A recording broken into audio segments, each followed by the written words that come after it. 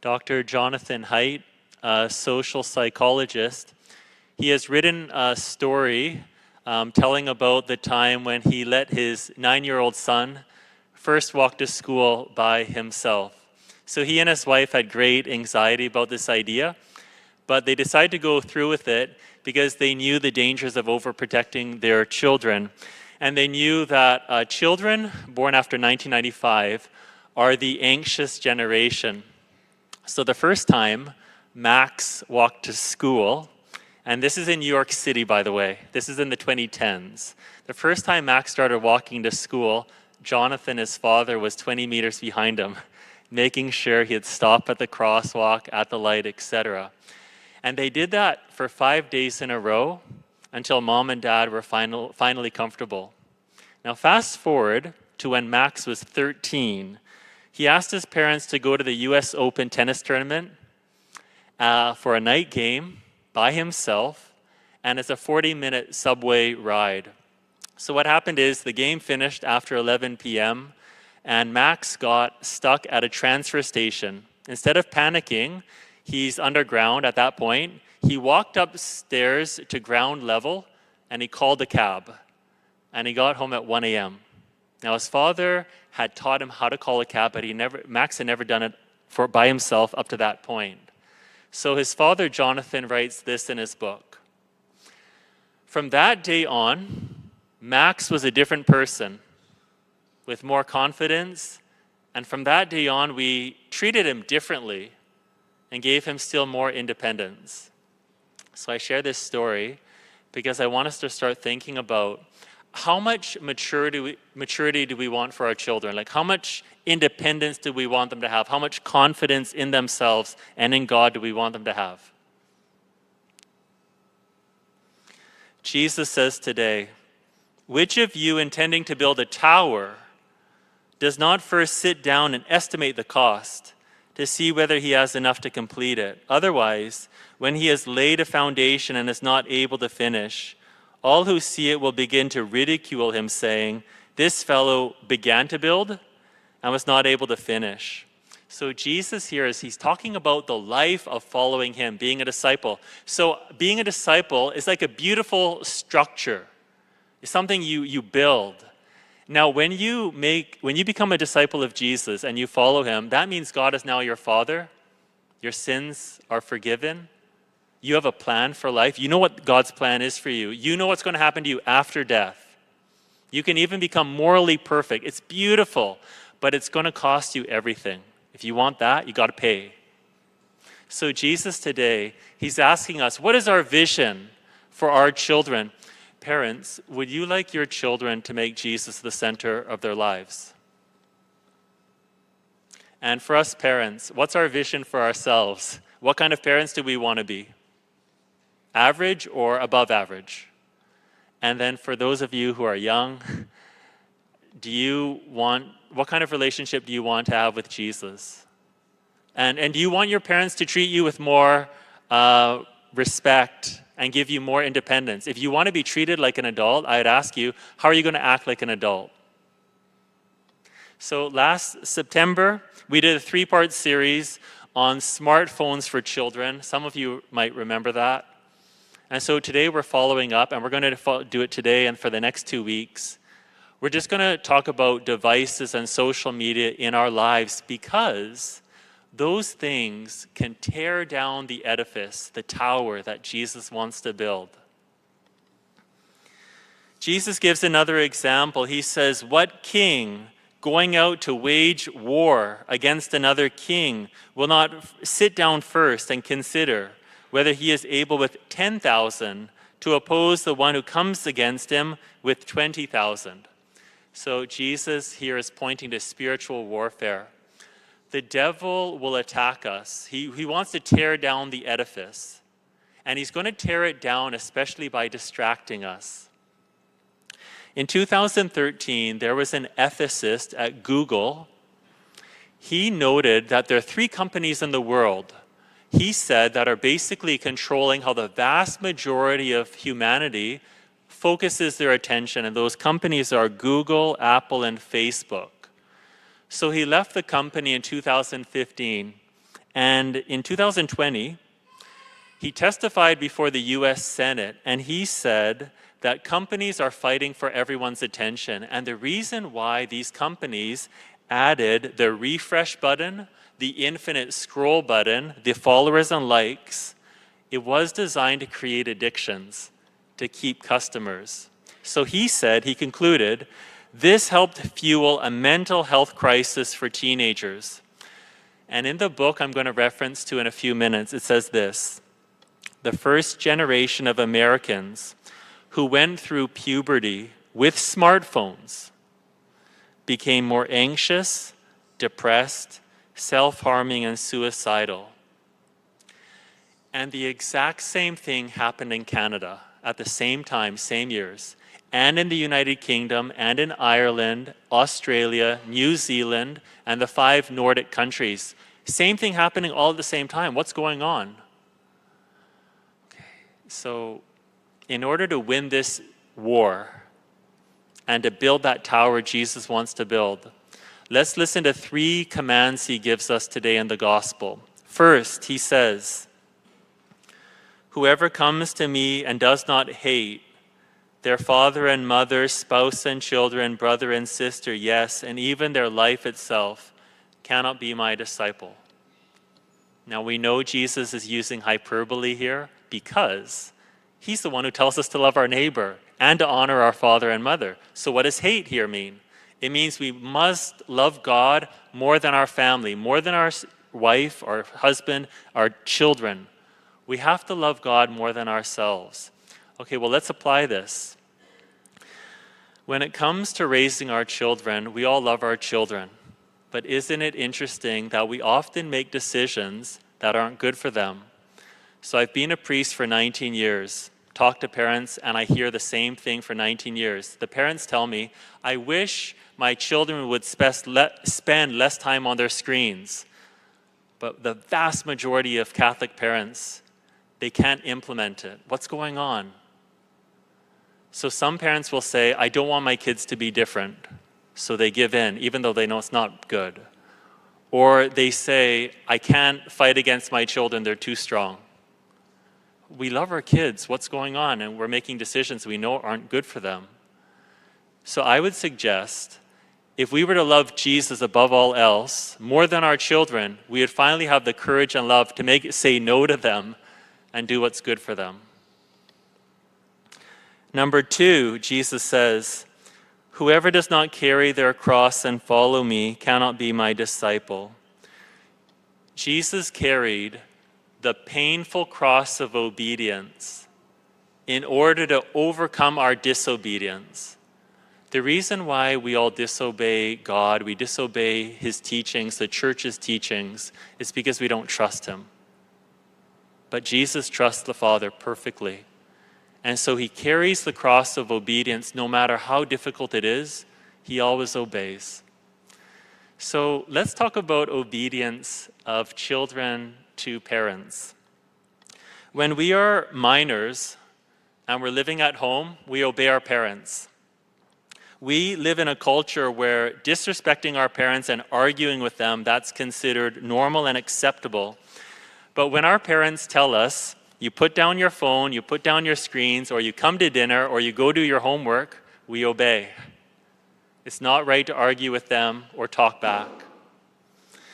I'm going to show you now a video of Bishop Robert Prevost. Who knows who Bishop Robert Prevost was?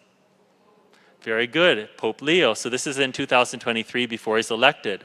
And he's going to speak about how he didn't always agree with Cardinal Bergoglio. Who's that? Pope Francis. But even when he disagreed with Cardinal Bergoglio, he obeyed. Disagreed with Pope Francis, he obeyed. He also talks about in this video how he never wanted to become a bishop because the vast majority of priests, we don't want to become bishops because the cross is crushing. It's too much for normal people to handle. But he did it under obedience. And then he wanted to stay in Chiclayo, Peru, but Pope Francis called him to Rome, and he obeyed. Sí, se cumplen 10 años de la elección del Papa Francisco. yo conocía a Jorge Mario Bergoglio, arzobispo de Buenos Aires en su momento. Como yo era general de los agustinos, lo había encontrado varias veces. Y cuando fue elegido, yo dije a algunos hermanos míos, bueno, eso está muy bien y gracias a Dios yo nunca voy a ser obispo. No les voy a contar la razón, pero digamos que no todos los encuentros con el cardenal Bergoglio eran siempre de acuerdo, digamos, entre los dos, de mutuo acuerdo. En esa ocasión, al final de la misa, me dijo, ahora descansa. Y yo, gracias Santo Padre, espero descansar. Me dejó unos meses y después me nombró obispo de Chiclayo. No sé cuándo viene la parte del descanso, pero aquí estamos. El Papa sabe eso también, no voy feliz de todo. Mi preferencia habría sido seguir en Chiclayo, pero uno tiene que obedecer a todas las edades de la vida.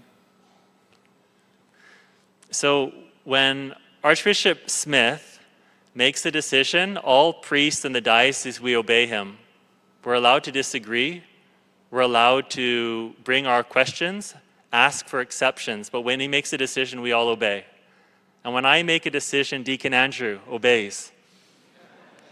Sometimes.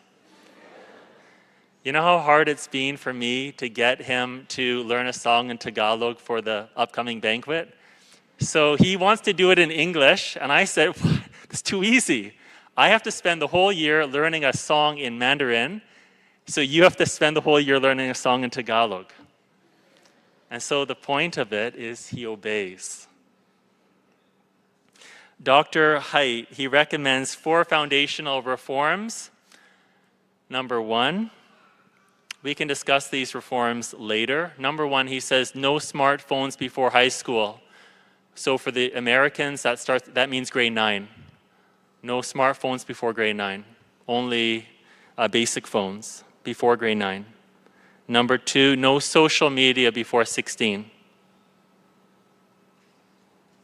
Number 3, phone-free schools.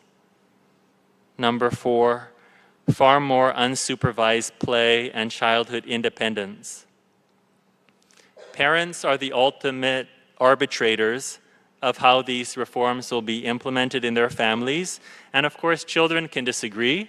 They can ask questions. They can ask for exceptions. But when mom and dad make a decision, we obey. It is wrong to show disrespect and argue with our parents. We all carry Jesus' cross of obedience.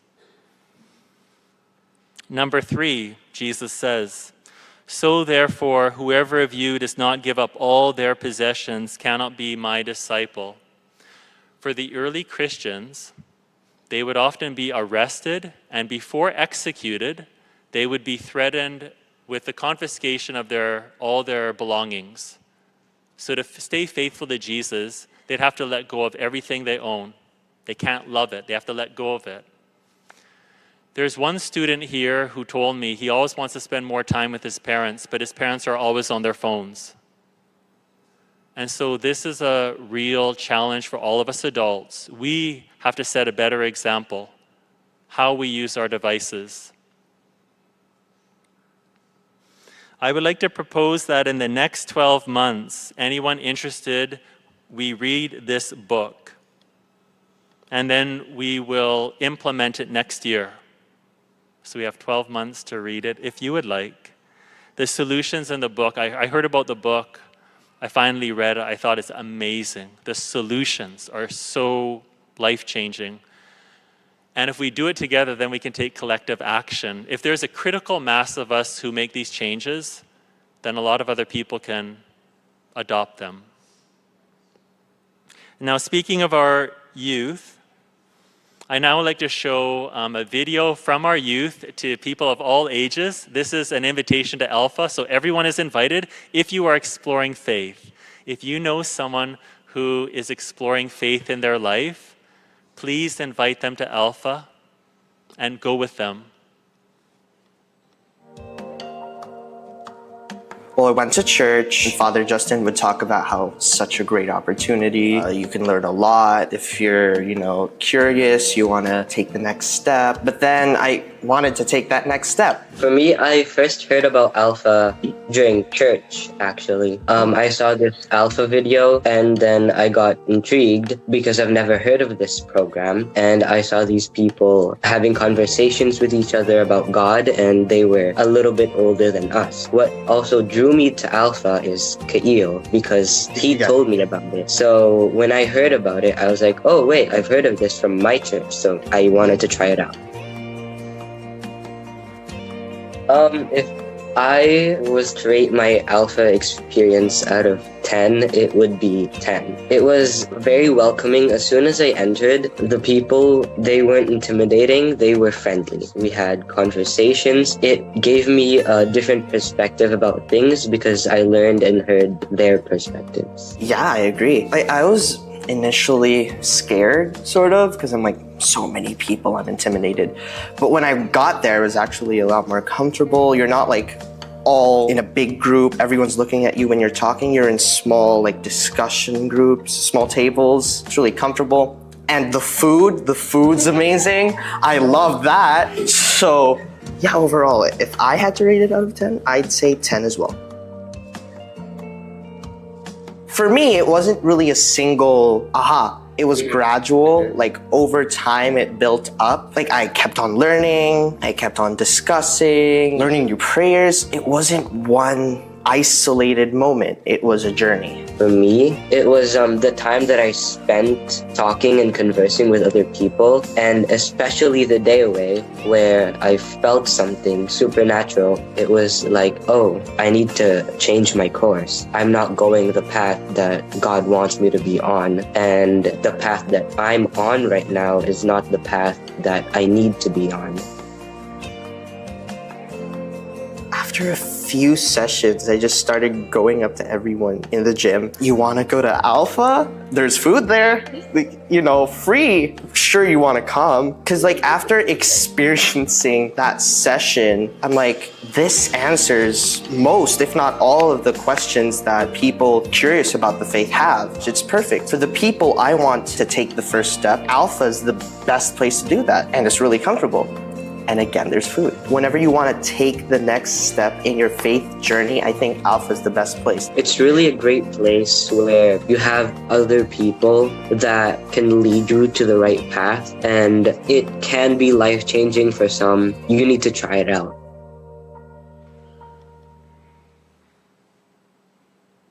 So we're going to end by again asking that question.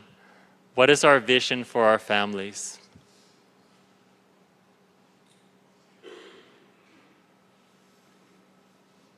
This graph shows self-reported disabilities of U.S. college freshmen, psychiatric disorders spiked. So psychiatric disorders, mainly depression and anxiety, spiked in the United States among first-year college students in 2012. And again, the same thing happened in Canada and Britain. Now, some people will say, well, there's always anxiety for college students. It's already there on the chart. The point is the spike in 2012. And Dr. Haidt, he surmises that the students who arrived at university in that year were raised in overprotective homes. So they got everything they wanted. They lived in a virtual world which cannot hurt you as much as living in the real world, and so they can't handle adversity. In the 1980s, in the Arizona desert, they built this huge structure called Biosphere 2. If you look at the right of the picture, you can see a vehicle there. The thing is huge. It was designed to be a self-enclosed environment to prepare us to live on other planets. Inside the sphere, the trees would grow very quickly, but then they would fall over because there was no wind. Because trees need wind to push against them in order to strengthen the roots. So Jesus' vision is that we choose to become his disciples and stay close to him. And so carrying his cross is not designed to hurt us. It's designed to make us perfect. So to become like Jesus, for our children to be close to Jesus, to be strong, confident, resilient, independent, we have to be more strict with the way we use our devices. We have to teach them you don't get everything you want. And then most importantly, we have to obey our superiors the way Jesus obeyed the Father.